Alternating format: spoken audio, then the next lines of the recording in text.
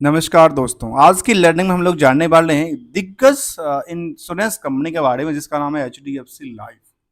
एक दिग्गज insurance company है, चाहे वो इंश्योरेंस में देखा जाए तो कहती है इसके इंश्योरेंस के साथ साथ टर्म लोन्स और टर्म्स पॉलिसीज वगैरह लेती है।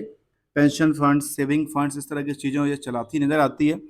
और इसके स्टॉक में इसका रिजल्ट भी आया है, स्टॉक में लास्ट क्वार्टर का रिजल्ट आया और रिजल्ट इसका क्या दर्शाता नज़र आता है, इस पर चर्चा करने का प्रयास करेंगे। और लेटेस्ट क्या अपडेट्स है इसके प्रति और क्या क्या रिएक्शंस हैं, क्या इसकी चार्ट लेवल क्या दर्शाती है। क्योंकि इसका सेल्स तो देखने को मिलती है, वाई वाई में 15% जंप करती है, अच्छी बात है। जहाँ की इसका यदि पिछले क्वार्टर से कंपेयर करके देखेंगे तो लगता है यार ये तो गिरावट में है, लेकिन यदि पिछले साल के सेम क्वार्टर से देखेंगे तो लगेगा अच्छा यहाँ तो जंप किया है। चलिए, अच्छी बात है। इबिटा 5% गिरा हुआ महसूस होता है। नेट प्रॉफिट 15% चढ़ी हुई और ईपीएस भी 15% चढ़ी हुई महसूस होती नजर आती है, जिसको यदि पिछले क्वार्टर से कंपेयर करेंगे मार्च से, तो मार्च से तो सिर्फ गिरा हुआ देखने को मिलती है। इसके बाद इबिटा जंप करती है, नेट जो प्रॉफिट था, नेट प्रॉफिट भी जंप करती है और ईपीएस भी जंप करती नजर आती है यदि इसके बेसिस पे। लेकिन ये इसको क्या क्या किया जा सकता है, ये क्वार्टरली डेटा का इस पे अच्छा नजर आता है, किसमें, एक्सेप्ट द सेल्स को लेकर। तो जबकि इसकी चार्ट को देखेंगे तो चार्ट को देखने के बाद लगता है कि स्टॉक में आखिर क्या ऐसा चीज़ है इस स्टॉक में जहाँ पे चलती है तो लंबी चलती है, गिरती है तो गिरती रहती है, सस्टेनेबिलिटी नहीं लगती है स्टॉक को। लगातार एक जगह ना, कई दफ़ा हमने देखा कि जो स्टॉक ऐसे होते हैं जो लगातार एक बिल्डअप करने वाली पैसे को बिल्डअप करती है, वहाँ पे ऐसा चीज़ नहीं। ये कछुए की रफ्तार से चलती तो है, लेकिन चलती गिरती पड़ती रहती है। और इसका लास्ट क्या निकल के आता है उसके चर्चा करने का प्रयास करेंगे।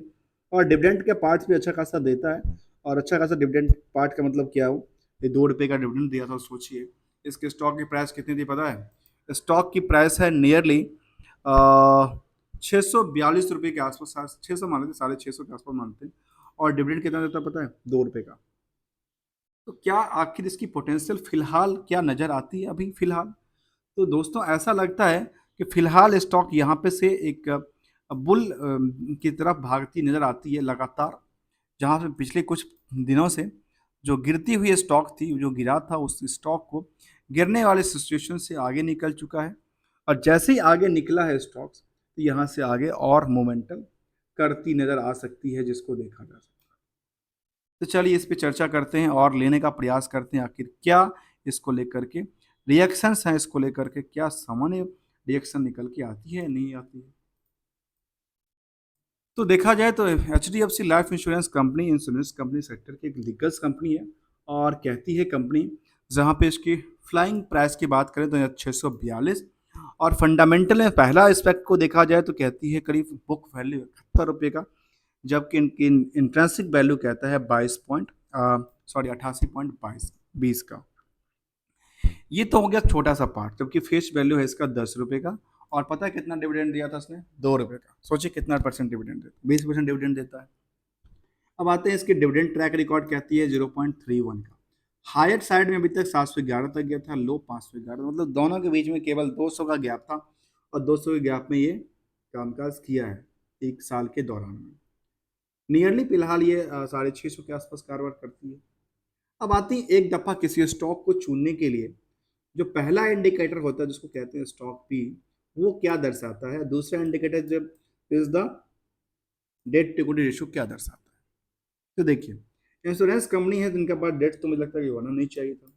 चलिए, यहाँ फिलहाल 0.06 का है। अब यहाँ पे आती है एक stock P. Stock P is depend on the flying price divided by the profit के पास, जहाँ पे प्रॉफिट पर शेयर जितना निकल रहा है ना, इसको कहते हैं ईपीएस। तो ईपीएस के बेसिस पे जो मार्केट की रिएक्शंस हैं वो इससे ज़्यादा निकल के आती, जिसका जितना प्रॉफिट था उससे ज़्यादा कहीं गुना मार्केट बढ़ती नहीं जाती। यहाँ पे इसमें नंबर ऑफ सिर्फ कितना, 215 करोड़ का नंबर ऑफ शेयर। अब यहाँ पे इंडस्ट्रियल का पी कहता है 48 का, इसका कहता है इसका 84 का।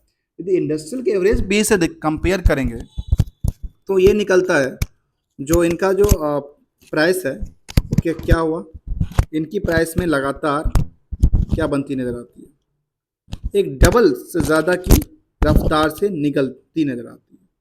ये इसके लिए था। इसके बाद जो आर कहता है 6.61 का, और आर कहती है 11.4 का। जो प्रमोटर्स होल्डिंग है 50.40 का, और प्लेस का कोई बात नहीं है, और प्राइस टू बुक वैल्यू 9 गुना आसपास बुक वैल्यू से कामकाज करती नजर आती है बात। करंट रेशियो भी थोड़ा सा है, और वो है 0.83 का। अब देखिए इस स्टॉक में क्या, ये स्टॉक अपनी पोटेंशियल, अपनी जो इनका पी है, इंडस्ट्रियल के पी, उससे दोगुना रफ्तार से बढ़ती नजर आती है। यदि इसकी इंडस्ट्रियल के पी से कंपेयर करें तो वो दोगुना से ज़्यादा रफ्तार से भागती नजर आती है। ठीक है।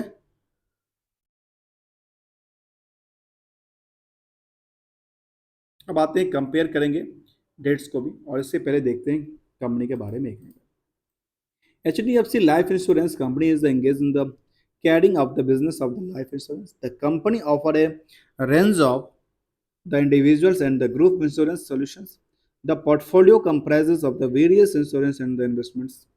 एडवाइजरी इन्वेस्टमेंट सर्विसेज प्रोवाइड करती है, जहाँ पे कुछ लंबे पीरियड के लिए कुछ गारंटीज प्लान और इस तरह के चीज़ें, पेंशन प्लान कुछ लेके आती नजर आती है। अब आते हैं इसके पहले पड़ाव पे। पहला पड़ाव है, तो हम इसको समझने का प्रयास करेंगे।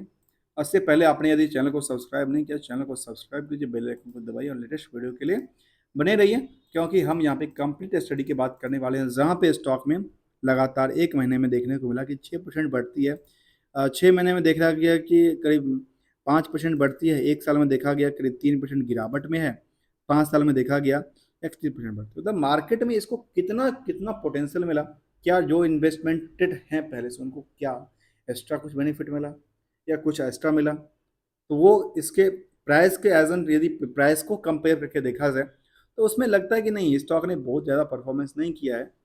लेकिन ठीक है, क्योंकि इसकी रफ्तार थोड़ी सी धीमी है, लेकिन धीमी के बावजूद भी देखने को मिला कि इस स्टॉक में जिस एवरेज वैल्यू के आसपास जिन्होंने लिया होगा, जब भी लिया होगा ना, उनको अच्छी खासी क्या मिला है, उनको प्राइस रेंज की प्राइस नजर आती है। ये इस स्टॉक को लेकर के थोड़ा सा पार्ट था। चलते इसको पीयर्स कंपेयर करिए। पीयर्स में आती है इनके पास नंबर ऑफ कंपनी 9, इसमें से LIC, SBI है, लाइफ इंश्योरेंस कॉर्पोरेशन LIC की बात करता हूँ, HDFC third number, ICICI Prudentials, ICICI Lombards, general insurance company, new India insurance company. ये काफ़ी सारे इंश्योरेंस कंपनियाँ हैं जो किसी तरह की सर्विस प्रोवाइड करती है। उन सबका देखा जाए तो 9 कंपनी का पी निकल के आता है 47 का। उन 47 में सबसे बेहतर जो निकल के आता है उनका नाम है जनरल इंश्योरेंस कंपनी, जिसका अभी तक जो प्राइस है वो अपना जंप नहीं किया है, और सबसे जो ज़्यादा जंप किया है उसका नाम है ICICI प्रूडेंशियल्स, जो कि अपनी एवरेज से काफ़ी गुना इंक्रीज कर चुका है। किसके बेसिस पे?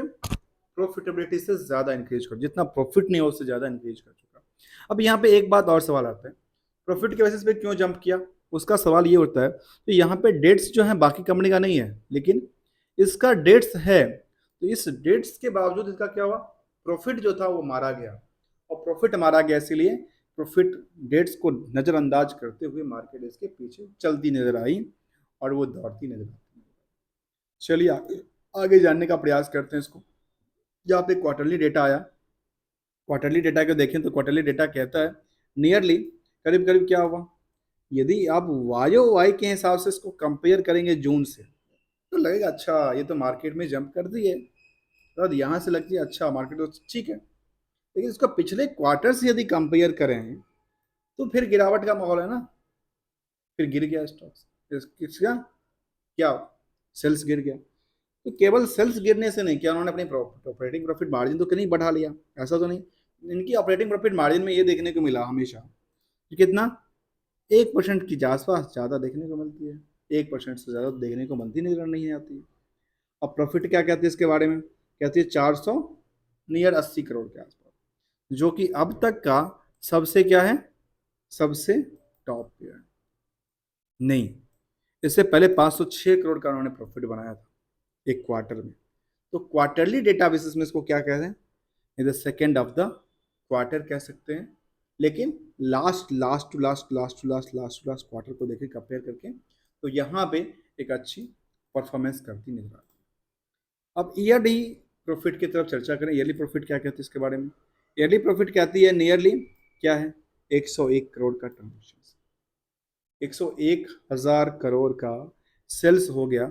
सोचिए क्या हुआ, लगातार बिल्डअप होती है, मार्च 22 से बिल्डअप हुआ, 23 में बिल्डअप हुआ, और यहाँ पे तो क्या था, थोड़ा सा प्रेशर था। और खास के कोविड के बाद देखिए, कोविड के बाद मार्केट किस हिसाब से जंप करती है, क्योंकि कोविड के बाद सेंटिमेंटल ऐसा बिगड़ा जो सबने इंश्योरेंस लेना चालू कर दिया। तो जहां कोविड से पहले वो 30,000 करोड़ के आसपास का सेल्स हुआ करता था, उनकी सेल्स में क्या हुआ, दोगुना से ज़्यादा रफ्तार से चलना चालू किया, और वो फिलहाल आपके आज तक में आके निकल के आ गई 105 ईयरली में, और 4 क्वार्टर को यदि 23-24 तक देखो तो 101,000 करोड़ तक का ट्रांजेक्शन क्रिएट करती है। ओवरऑल क्या हुआ प्रॉफिट के पार्ट में, 1574 करोड़। इससे पहले क्या बनाया था इतना, तो नहीं बनाया था, अर्थात ये क्या था, टॉप ऑफ द ईयर था। और ये जो डेटा है टीटीएम में, ये भी टॉप ऑफ द ईयर कहलाती है।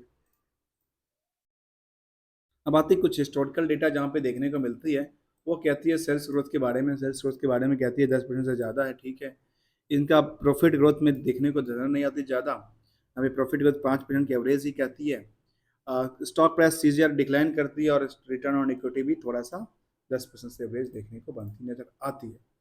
इसकी जानने के प्रयास करेंगे, इसको लेकर के। अभी तक आपने मेरा चैनल को सब्सक्राइब नहीं, चैनल को सब्सक्राइब कीजिए। अब यहाँ पे देखने को बनती है जो क्या बैलेंस शीट में जो फीचर्स हैं वो क्या दर्शाता है इसके लेकर। तो बैलेंस शीट कहता है करीब 2100 का था, जो कि सेम रहा। इनका बोरोइंग्स पार्ट क्या हुआ, ये बढ़ गया 2000 करोड़ के आसपास, नियरली 2000 करोड़ के आसपास बढ़ जाती है। अब जब ये 2000 करोड़ के आसपास बढ़ गई, तो इनका क्या हुआ, प्रॉफिट पार्ट में इफेक्ट कर गया, क्योंकि इनको इंटरेस्ट पे करना पड़ेगा वहाँ पे, किया होगा बैलेंस शीट के, बैलेंस पीएल के अंदर। और इसके बेसिस पे देखा तो इनके अदर एसेट्स काफ़ी, अदर लायबिलिटी बढ़ा हुआ है। अदर लायबिलिटी में ऐसा कौन सा बात है, अदर लायबिलिटी में कहती है हमारे पास सबसे ज़्यादा लायबिलिटी है, वो है अदर लायबिलिटीज ही 283 लाख, 283, 2,83,000 करोड़ का है। अब यहाँ पे एक ट्रेड इन्वेस्टमेंट की बात करती है, तो कंपनी ने कहा कि हमने इन्वेस्टमेंट किया, इन्वेस्टमेंट हमारा लगातार बिल्डअप होती नजर आती है। यहाँ पे 2,91,000 करोड़ तक हमने इन्वेस्टमेंट किया है, और फिक्स एसेट्स भी लगातार देखिए तो डबल्स के हिसाब से तो नहीं बढ़ी, यहाँ पे थोड़ा सा ज़्यादा बढ़ा, यहाँ पे गिरावट थी। यहाँ पे एक पुल बैक ज़्यादा था, फिर पुल बैक के बाद थोड़ा सा गिरावट देखने को मिला। अब आते हैं इसकी अदर में इनके पास कितना का ट्रेड रिसीवर्स है, ट्रेडेबल कुछ भी पड़ा नहीं है इसके पास, चलिए अच्छी बात है। अब आते हैं इसके शेयर होल्डिंग पैटर्न को लेकर के, शेयर होल्डिंग पैटर्न क्या कहना चाहता है। शेयर होल्डिंग पैटर्न जो मार्च तक का अपडेटेड है यहाँ पे, वो कहता है जो 50% के आसपास, 50% से ज़्यादा प्रमोटर्स हैं, और रेस्ट जो है वो पब्लिक के पास है। और इसमें नंबर ऑफ शेयर भी काफ़ी ज़्यादा हैवी की मात्रा में। और उससे पहले एक नज़र डालते हैं इसके ऊपर नंबर ऑफ शेयर होल्डर की तरफ, जो कि डेटा मार्च तक का डेटा था, जून तक का डेटा भी नहीं आया। तो मार्च तक के डेटा में 8,58,60,000 के आसपास का क्या था, नंबर ऑफ शेयर होल्डर था।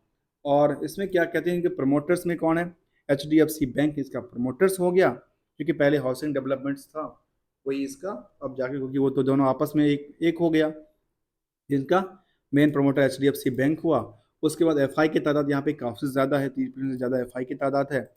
और DI की तादाद थोड़ा सा कम है, लेकिन पिछले क्वार्टर से जो मार्च तक का क्वार्टर था उसमें बिल्डअप किया था इसने। और यहाँ पे एक चीज़ बात बताओ इन्वेस्टमेंट पार्ट में, अच्छा इन्होंने जून तक का डेटा अपडेट नहीं किया, उन्होंने रिजल्ट तो अपडेट किया, लेकिन जून तक का इन्होंने शेयर होल्डिंग पैटर्न अपडेट नहीं किया अभी तक। इसके बाद पब्लिक के पास देखा तो पब्लिक क्या कहती है, पब्लिक में 4% एक्साइड्स इंडस्ट्रीज़ के पास है, और बाकी चार्ज देखा जाए तो इंडस्ट्री के पास केवल एक ही HDFC में पैसा लगा हुआ है।